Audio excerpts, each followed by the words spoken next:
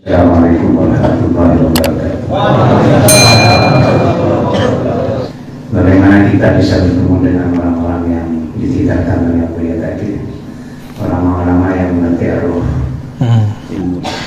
Bagaimana cara mengakses atau ketemu al-wali, al-kutub, al-ghawth ya? Caranya harus mengerti ciri-cirinya, lalu terhubung dengan orang-orangnya. Masalahnya orang ini Allah sembunyikan 70 lapis, Pak. Wajahnya bisa ribuan wajah. Maka di sini orang lihatnya begini.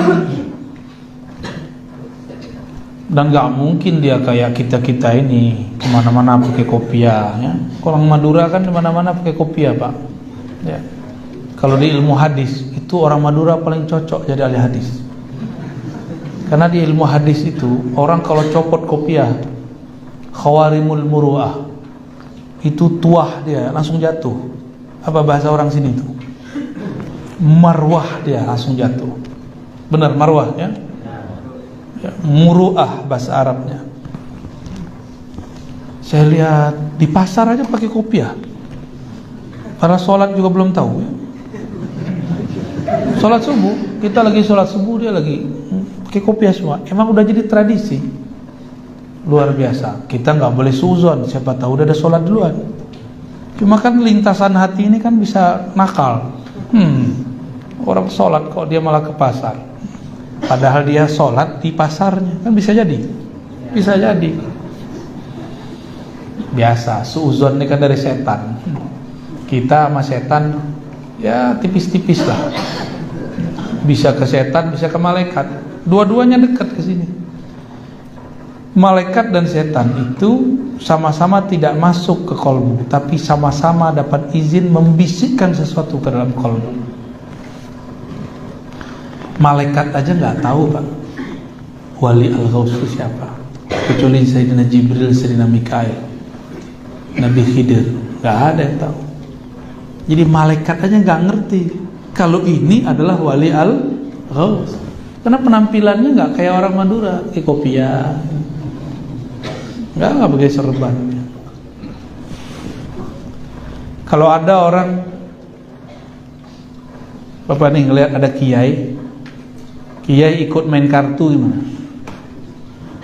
Percaya nggak dia kiai? Sulit kita percaya. Sulit kita percaya. Bisa jadi Allah kemudian sembunyikan dia dengan laku-laku begitu, lakon namanya. Bisa jadi. Makanan ini banyak. Yang begini tuh banyak. Jadi nggak boleh juga langsung oh kayaknya ini nih jidatnya udah lebar nih, hidungnya mancung. Tunggu, jidat lebar, hidung mancung itu kelihatan nanti semua setelah diislah. Ada kata kunci daripada al-wali al-Ghaus ini yang nanti lewat beliau kita tahu al-Mahdi, bahwa al-Mahdi itu diislah dalam semalam. Apa arti islah? Diperbaiki Allah zahirnya supaya sesuai dengan batinnya dalam semalam. Berarti sebelum itu al-Mahdi zahirnya berantakan, zahirnya gak ketahuan.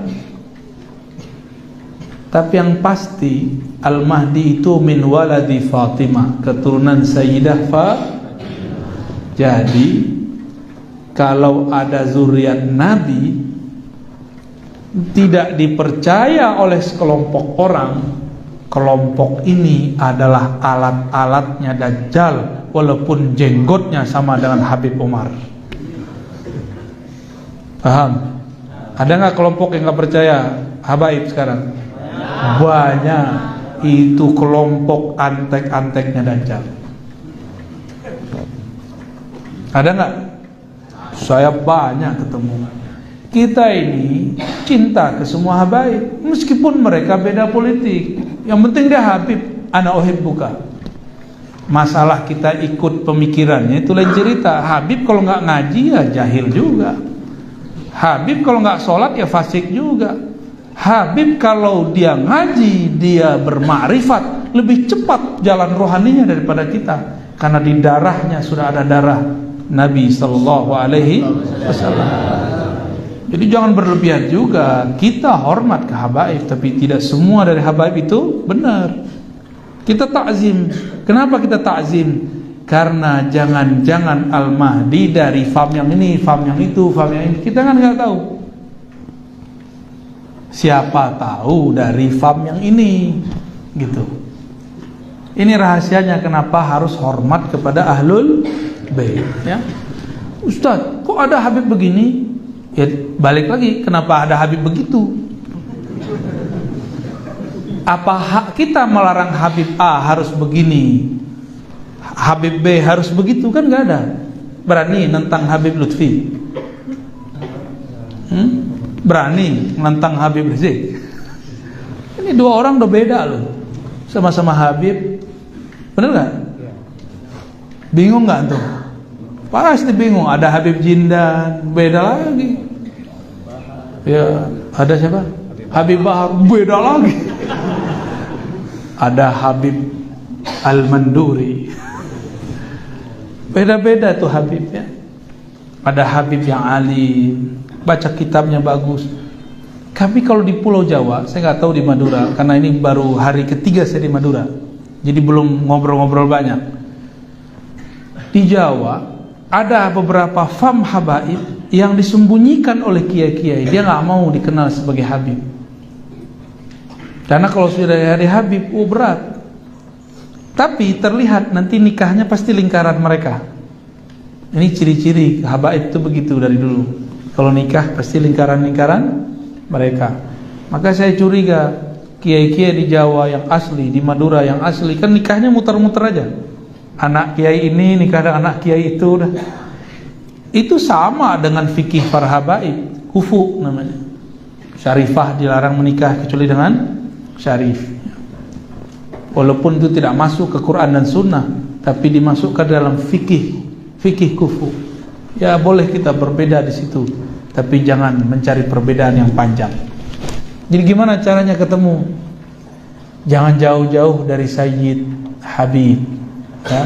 Tapi ini pasti Habibnya bukan Habib yang terkenal, gitu.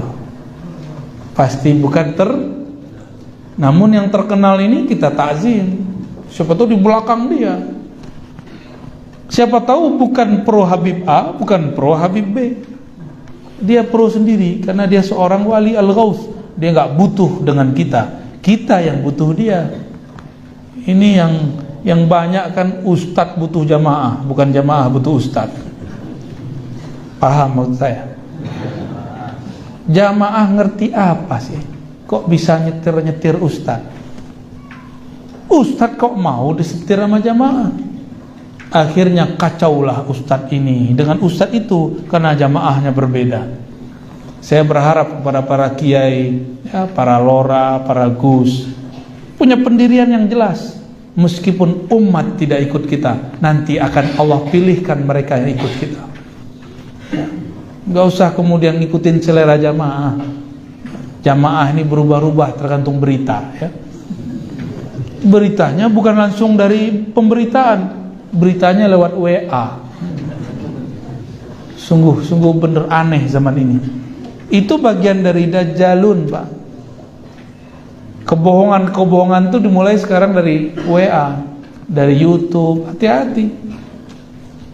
Jadi hindari, Pak. Saya sudah mengurangi baca WA. Bahkan saya ngelihat handphone tuh kayak ancaman ya. Jarang buka udah. Apalagi berita-berita di grup, ngapain dibaca? Baca kitab kek ya. Kok tulisan yang dibaca tulisan di WA. Jadi orang kita ini rajin baca WA. Kitab disuruh baca langsung ngantuk. Saya nih buka kitab di sini pasti langsung ngorok. Pas udah subhanakallahumma wa bihamdika melek lagi. Coba aja kiai-kiai kita buka kitab pada tidur ya. Pengennya ngaji sambil ngerokok. Mungkin ngerokok lah Ustaz ya. Ya nggak masalah, cuma kan kurang sopan aja. Baik. Jadi jangan jauh-jauh dari zuriat Rasulullah. Tapi bukan mereka yang terkenal itu, tapi biasanya yang mastur. Ini cluenya segitu doang Pak, bisa dijelasin. Karena saya juga sedang progres Pak. Terus saya ngomong begini, nanti banyak di luar yang GR, akulah yang dicari Ar-Razi. GRNT ya. Di akhir zaman itu ada kata kunci, saya sudah sebutkan di banyak tempat, mungkin di sini baru pertama kali. Di akhir zaman ada khilafah ala minhajin nubuwah. Kekhalifahan itu minhajnya, sistemnya, cara membangun dan kerjanya sesuai dengan manhaj kenabian. Manhaj kenabian itulah kalau diturunkan disebut ismi. Ismuhu yuwati usmi. Isim dia, sistem ilmu dia sama dengan ilmuku. Enggak pakai ini, tapi pakai ruh. Pakai apa?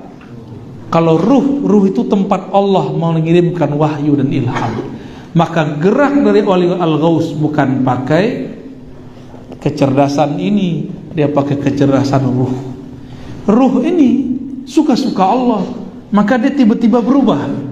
Tiba-tiba begini, tiba-tiba begitu. Beda dengan otak kita. Kita pengennya rapi, 1, 2, 3, 4, 5. Kalau ruh kan enggak, dari 1 bisa loncat ke 7, 7 bisa mundur lagi ke 3. Suka-suka ahlur ruh.